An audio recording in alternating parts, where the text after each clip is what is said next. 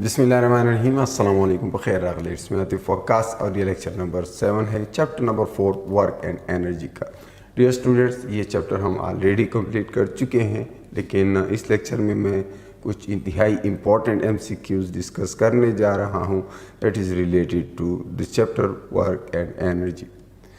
सबसे पहला question work से रिलेटेड है and the statement of question is work done by a force is said to be negative if the angle between the force and the displacement is, options are 100 degree, 135 degree, 180 degree and finally all of these.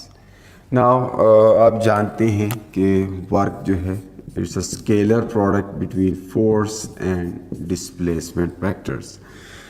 And it can also be written as FD cos theta.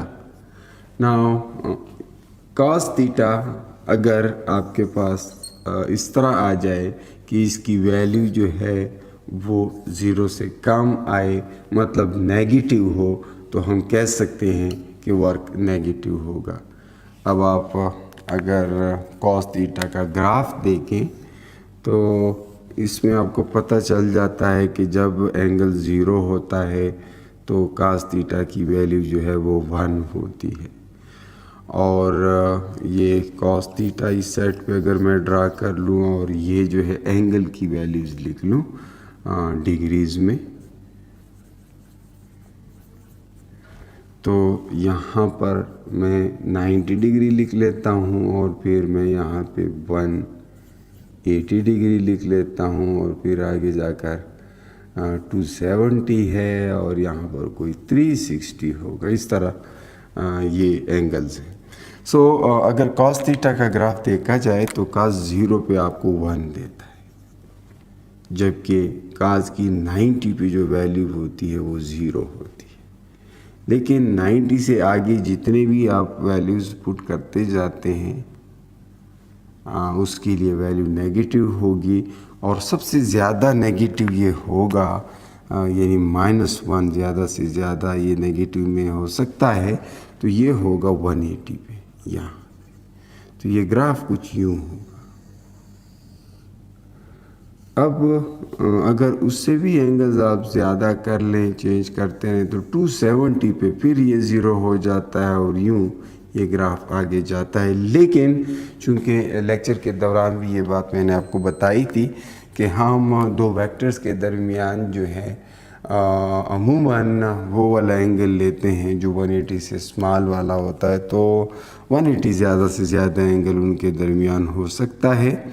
तो अगर तो 100 है तो 100 इस reason में आता है, तो इसके लिए भी आप देख रहे हैं cos थीटा की वैल्यू नेगेटिव है।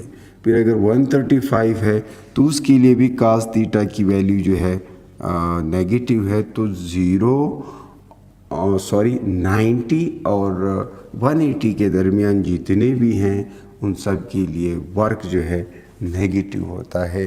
तो इसलिए डेल्टा ऑप्शन करेक्ट होगा, यानी all of the given angles जो है ये नेगेटिव वर्क के मुतालिक हैं। नेक्स्ट जो क्वेश्चन है उसमें वो कहते हैं a rubber and a lead bullets both have same momentum, if both have same size which one has more kinetic energy. Now एक लेड का बुलेट है और एक रबर का बुलेट है और साइज दोनों के सेम है। फॉर एग्जांपल ये वो बुलेट है, ये एक बुलेट है, ये दूसरा, दोनों सेम साइज के हैं। तो अगर हम इनकी काइनेटिक एनर्जीज की बात करें तो काइनेटिक एनर्जी का फार्मूला है p² डिवाइडेड बाई 2m। मैं जनरली फार्मूला लिख रहा हूँ। अब अगर तो दोनों का साइज़ भी सेम है और दोनों की का मोमेंटम भी सेम है, तो फिर हम क्या लिखेंगे, पहले kinetic energy for first p² by 2m1 होगा और दूसरे के लिए p² डिवाइडेड बाई 2m2 होगा।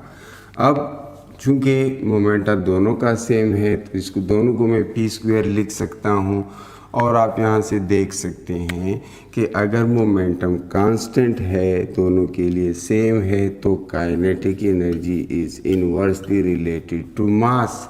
और इन दोनों में से किसका मास ज़्यादा है ये जाहिर है। लेड का अगर बुलेट है, ये लेड है और ये नीचे रबर है, तो अगर लेड का बुलेट और रबर का बुलेट सेम साइज़ के हैं तो इसका मतलब ये है कि जिसकी डेंसिटी ज़्यादा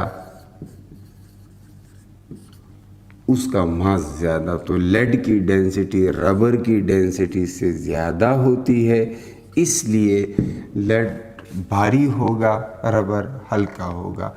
इसलिए जो हल्का है उसकी काइनेटिक एनर्जी ज़्यादा है, तो kinetic energy of rubber is greater than kinetic energy of lead.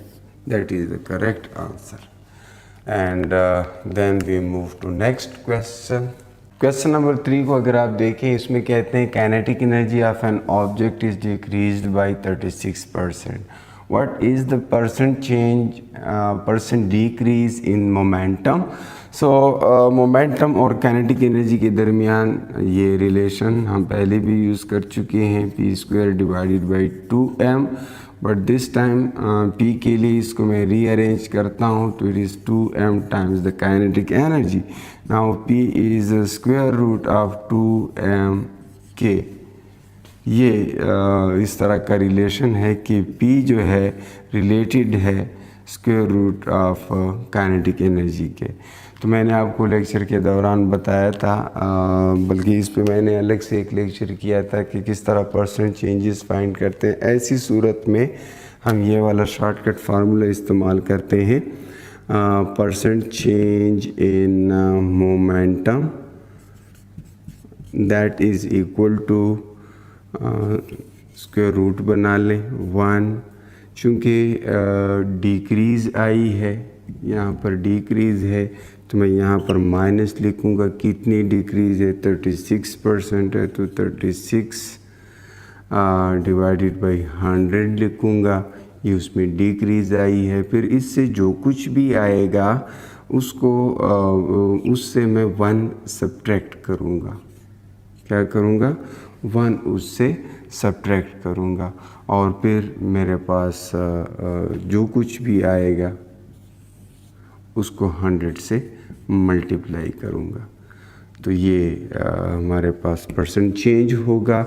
अगर तो इसमें ये ऑटोमेटिकली नेगेटिव में आंसर आएगा, लेकिन इस नेगेटिव का मतलब सिर्फ ये होगा कि मोमेंटम के अंदर डिक्रीज़ आई है। तो यहाँ से आप कैलकुलेट कर लें।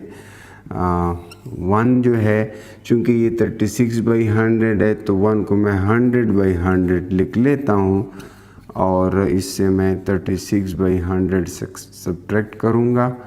और ये जो है 1 है, ये ब्रैकेट के अंदर नहीं है, इसे मैं बाद में 1 सब्ट्रैक्ट करूँगा, और इन सब कुछ को फिर मैं 100 से मल्टीप्लाई करूँगा।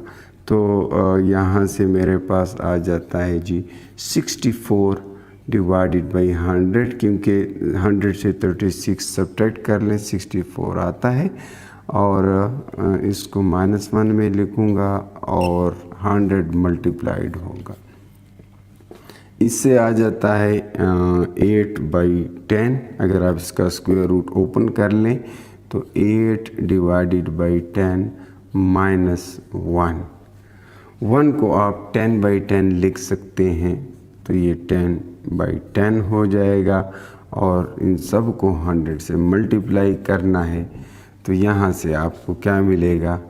20%। ये नेगेटिव साइन सिर्फ ये शो करेगा कि आपके पास जो चेंज आई है वो डिक्रीज़ है।